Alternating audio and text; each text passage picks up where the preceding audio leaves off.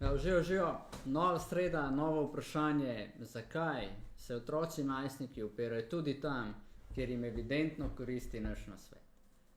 Zdaj, če realno pogledamo, tudi mi nismo poslušali vse nasvete naših staršev, res. Tudi tam, kjer so nam evidentno koristili, pač smo imeli svoj prav, mislili smo, da bolj vemo, hoteli smo pokazati, da smo odrasli, da vemo, kam gremo v življenju in imamo vse odgovore. In na koncu tudi, če se je izkazalo, da ni, smo se pa nekaj naučili. Zdaj, tle se dogajajo dve stvari. Poleg te, ki sem jim omenil, je druga stvar še ta, da mogoče nekoč v preteklosti ste jim dali nek nasvet, obljubili neke rezultate, če poslušajo vaš nasvet, in pol teh rezultatov ni bilo.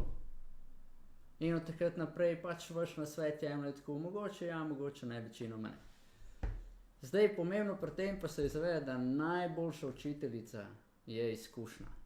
Tako da oni bodo šli, bodo probali, ne bojo poslušali vašega nasveta in pol bodo tam neke posledice. In tle je pa najbolj pomembno, da vi ne plačate ceno njihovih posledic, ampak naj jo sami plačajo.